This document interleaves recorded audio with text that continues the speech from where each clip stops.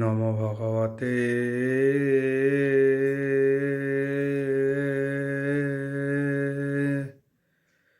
বাসুদেবায়।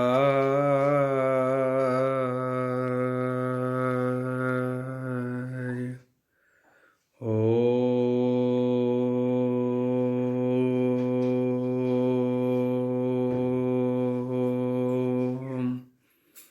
নমো ভগবতে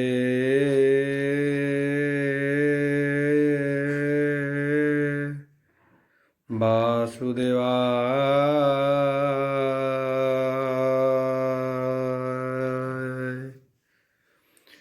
ওম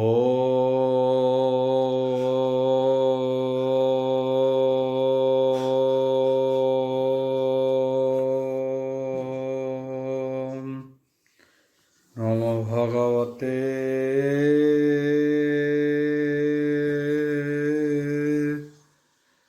বাসুদেবায়।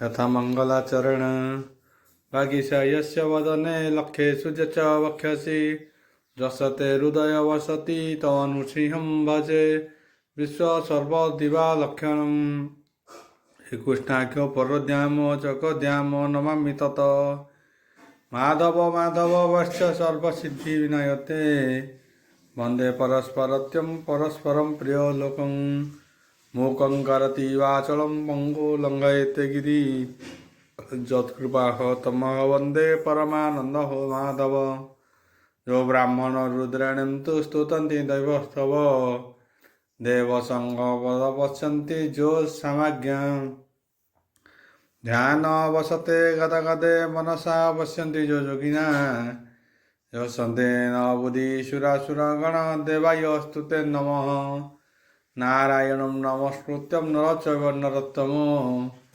देवी सरस्वती व्यासं ततो निर्गलं कल्पितं फलविमुखाभिद्रव्ययुक्तं पिबतं भागवतं रसमलेतं प्रभु। षोडविंशाध्याय नवम स्कंद षोडविंशाध्याय शुक उवाच बोल बांधवार हरि बोल एबे हो शुण नरनाथ परशुराम चरित पिता बचने हे बने गले अनेक तीर्थ हे स्नान कले पुणी से बर सरवन्ते गृहे मिलिले हे शुद्ध चिते पिता चरणे हे नमस्कार करी रहिले हे निज पुर एबे हो शुण नृपमणि रोदन गले हे जल आरे रेणुका गले हे जल आणी गंगार निकटे मिलिले से जले गंधर्प देखिले गंधर्प कुमहर इंद्रंकर चित्ररथ संगते घेनी नारी जुत अप्सरा गण घेनी जले क्रीड़ा से करे हे कौतूहले दंडे रहिला ताहा देखी जल आयन जल आनयन उपेकी होई होमर बेल हसे सुमरी गंधर्व क्रीड़ा अनुसरी पुणी तक्षणे ज्ञान पाई क्षणके जल कुंभ नहीं स्वामी शंका मने कले तक्षणे मंदिरे मिलिले जल कलश यज्ञ घरे थोइले स्वामी गोचरे अवंजलि करी हिवेनी करे रेणुका रहे यज्ञ घरे रेणुका मुख चाहि मुनि प्रचंड कोप करे जन्मदंगी जानिले गंधर्वर मेले मन कल्पिला गंगा जले पुत्रंकु कोप मुखे चाहि बोइले सिरे छेद देई नहीं ଗନ୍ଧର୍ବ ଦେଖି ଏହା ମନ କଳ୍ପିଲା ତାହାର ସଙ୍ଗମ ସ୍ୱଭାବେ ଦୁଷ୍ଟ ନାରୀ ଏହି ଏହାର ବଦନ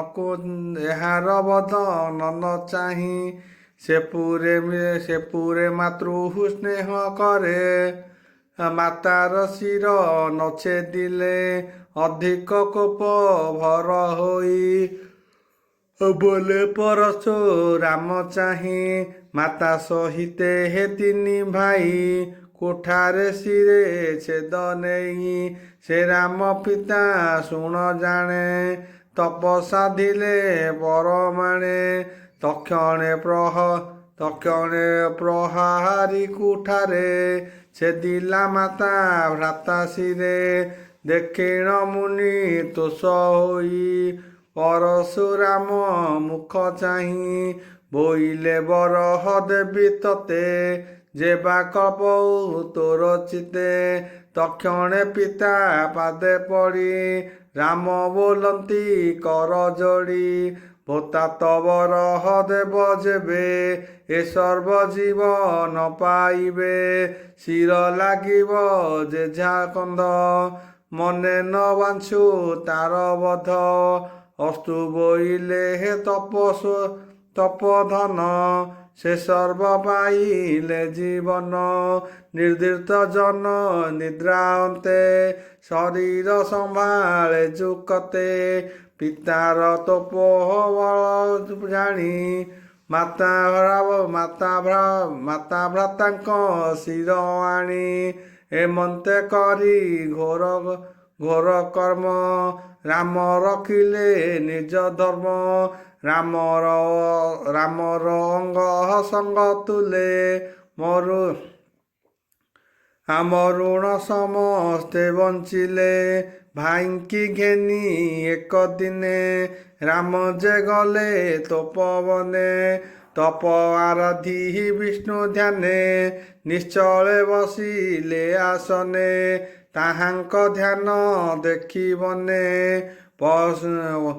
ପଶୁ ପତଙ୍ଗ କୀଟମାନେ ଭୟେ ଶବ ଦହନ କରନ୍ତି ଏବେ ହୋ ଶୁଣ ନରପତି ସହସ୍ରାର୍ଜୁନ ରକୁମରେ ପିତାର ମରଣର କାଳେ ବାଜି ଯେ ଥିଲେ ହେ ଯେଝା ମତେ ସେ ପୁଣି ମିଳିଲେ କାନ୍ତେ ମନେ ସୁମରି ଯମଦଗ୍ନି ସଙ୍ଗେ ଅନେକ ବଳ ଘେନି ଛିଦ୍ର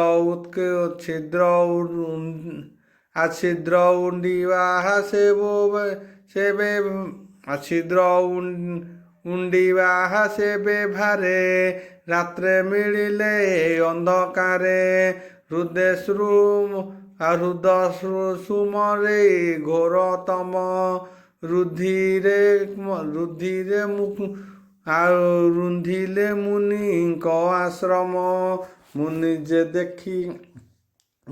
ଯେ ଥିଲେ ହେ ଯଜ୍ଞଶାଳେ ବିଷ୍ଣୁ ଚରଣ ପୂଜା କାଳେ ବୈରୀ ସାଧିବାର ରୋଷେ ବନ୍ଧନ କଲେ ଦୃଢ଼ ପାଶେ ରେଣୁକା ରଖ ବୋଲି ପଡ଼ି ତାହାଙ୍କ ପାଦ ତଳେ ରେଣୁକା ବଚନ ନ ଶୁଣି ତୀକ୍ଷ୍ଣ ଖଡ଼ଗେ ମୁଣ୍ଡ ହାଣି ତକ୍ଷଣେ ଗଲେ ହେ ନିଜ ପୁରୀ ଧନ ସମ୍ପଦ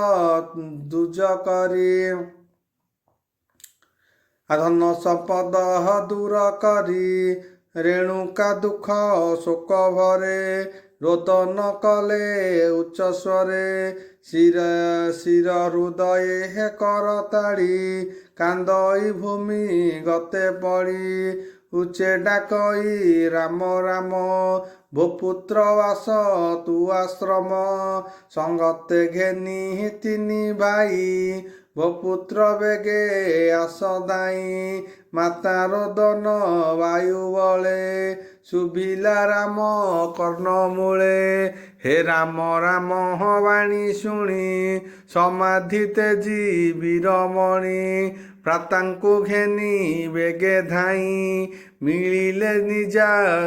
ମିଳିଲେ ନିଜ ଶ୍ରମେ ଯାଇ। 74 75 ନବମ ସ୍କନ୍ଧ ଷୋଡ଼ଶ ଅଧ୍ୟାୟ ଶ୍ରୀମଦ୍ ଭାଗବତେ। ଯଜ୍ଞ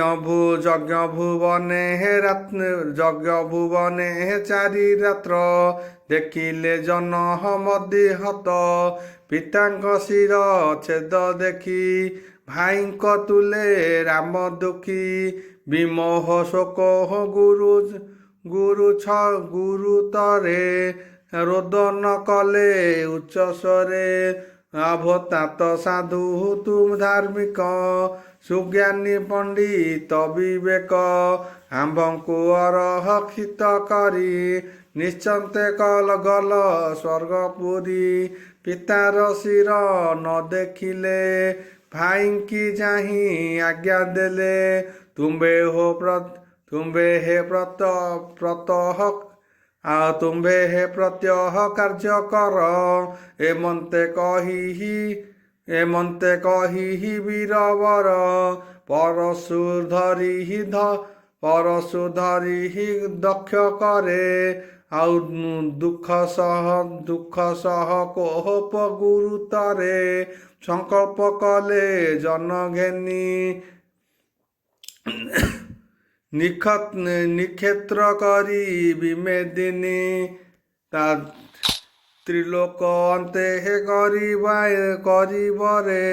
ପଥେ ଧାଇଁଲେ କୋପ ଭରେ, ମିଳିଲେ ମାହି ସ୍ମତିପୁରେ। ଦେଖିନେ ଶୂନ୍ୟ ପଥ ସୁରେ, ଅର୍ଜୁନ ସ୍ୱବଂଶ ଛେଦିଲେ। ସଂଗ୍ରାମେ ମୁଣ୍ଡ ଋଣ କଲେ, ପର୍ବତ ପ୍ରାୟ ମୁଣ୍ଡ ହାଣି। ଗ୍ରାମେ ସ୍ଥାପିଲେ ଭୃଗୁବଂଶ, କ୍ଷତ୍ରିୟ ମରହଣ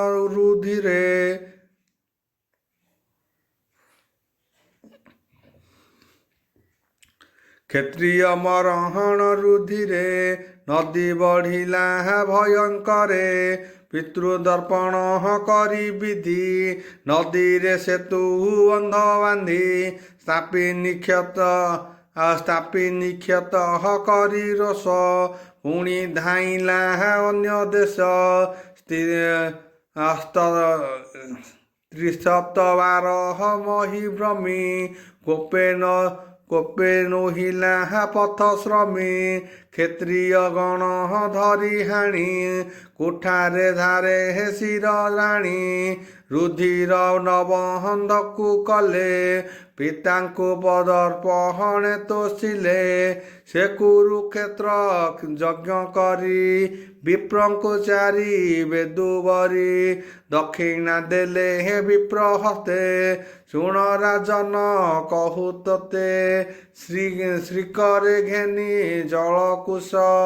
ତାହାଙ୍କୁ ଦେଲେ ପୂର୍ବ ଦେଶ, ଦକ୍ଷିଣ ବ୍ରହ୍ମା ହସ୍ତ ଦେଲେ। ପଶ୍ଚିମେ ଅଧର୍ଯ୍ୟ ବୋରିଲେ, ଆଉତର ଖଡ୍ଗାଦିର ହସ୍ତେ। ପ୍ରସାଦ କଲେ ସେ ପ୍ରସନ୍ତେ, ଦେବେ ଚାରି କୋଣ।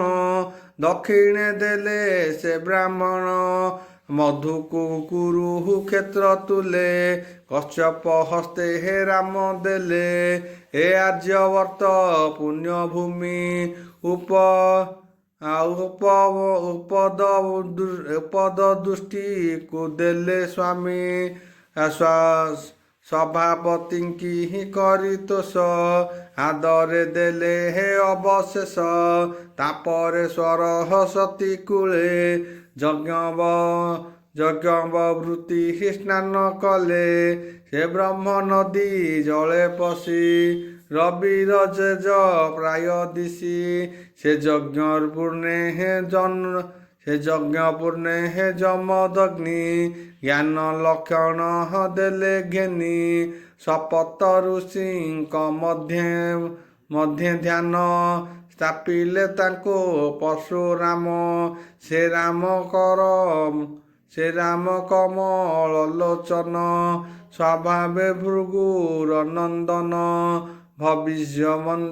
ଭବିଷ୍ୟ ମନ୍ୱନ୍ତର କାଳେ ବ୍ରହ୍ମା ବିସ୍ତାରେ ଯୋଗ ବଳେ ସିଦ୍ଧି ଗନ୍ଧର୍ବେ ସ୍ତୁତି କଲେ ମହେନ୍ଦ୍ର ପର୍ବତେ ରହିଲେ ହେମନ୍ତେ ଭୃଗୁ ବଂଶେ ହରି ନର ନର ଶରୀରେ ଅବତରି ଦୁଷ୍ଟି କ୍ଷତ୍ରିୟ ନାଶ କରି ହେଳେ ଧରଣୀ ଭାର ହରି ଗାଦ ଗଧୀର ପୁତ୍ର ହୋଇ ଜନ୍ମ ସଂସାରେ କଲେ ହେ ଯେତେ କର୍ମ କ୍ଷତ୍ରିୟ କର୍ମ ହଏ ଶୟଳେ ତେଜିଲେ ତପସ୍ୟାର ବଳେ ବ୍ରହ୍ମ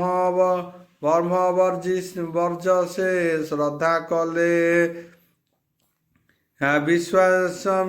ବିଶ୍ୱାସୀ ମିତ୍ର ସେ ବୋଇଲେ ବିଶ୍ୱାମିତ୍ରର ସତେ ପୁତ୍ର ସେହୁ ଜନ୍ମିଲେ ହେ ସପ୍ତ ଗୋତ୍ର ସେ ଗୋତ୍ର ମଧୁ ଛନ୍ଦବାଦୀ ସର୍ବେ ଜନ୍ମିଲେ ଦେବବାଦୀ ପୁନଶ୍ଚ ଫେରୁ ଫେକୁ ପୁତ୍ର କରି ଭାର୍ଗବୀ ବଂଶ ହେ ତାକୁ ବରି ନିଜ ସୁତଙ୍କୁ ରାଇଧିରେ କହିଲେ ନିଗମ ବ୍ୟବହାରେ ଏହାକୁ ଜ୍ୟେଷ୍ଠ ବୋଲି ମଣ ଏତୁମ୍ଭ ଗୋତ୍ରର ବର୍ଦ୍ଧନ ଏ ହରିଶ୍ଚନ୍ଦ୍ର ଯଜ୍ଞ କାଳେ ପିତା ବିକ୍ରୟ କଲା ବେଳେ ରୋହିତ ପଶୁ ଅର୍ଥେ ନେଲା ଏହାର ମାଂସେ ଯଜ୍ଞ କଲା ଏହାକୁ ଦେଲେ ତୋଷ ହୋଇ ତକ୍ଷଣେ ମରୁଣେ ଜିଆଇ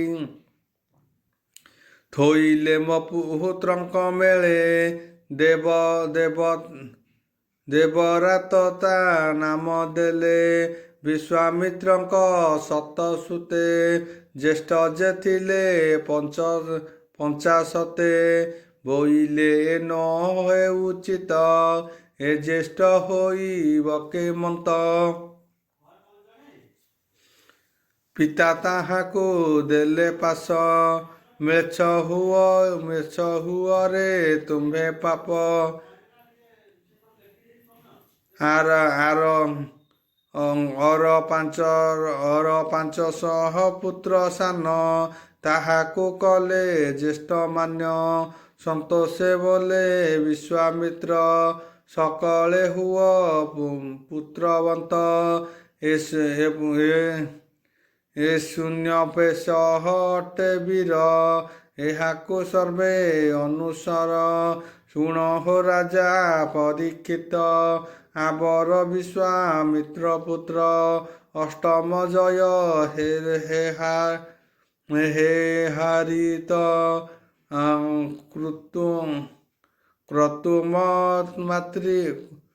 କୃତୁମ ମାତି ଥିଲେ ସୁତ ଏ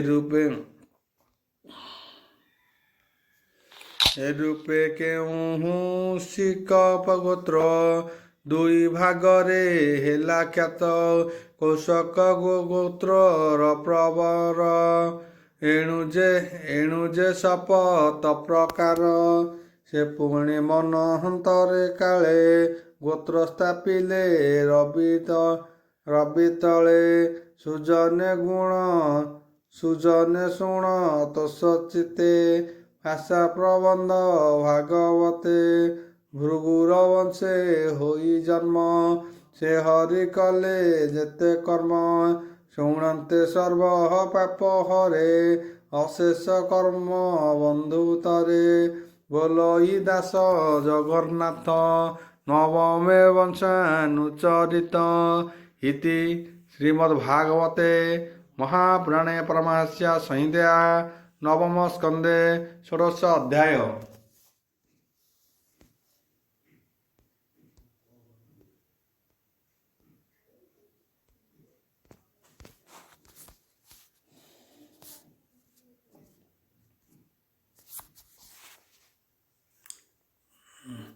ସପ୍ତଦଶ ଅଧ୍ୟାୟ ନବମ ସ୍କନ୍ଧ सप्तदश अध्याय शुक उवाच बोल ब्रह्मेन्दवार हरि बोल आयुजे पुरुवर सुत शुण हो ताहार चरित महु नमो नहुष ताहार तनय आबरे क्षेत्र वृद्ध हो रज्जु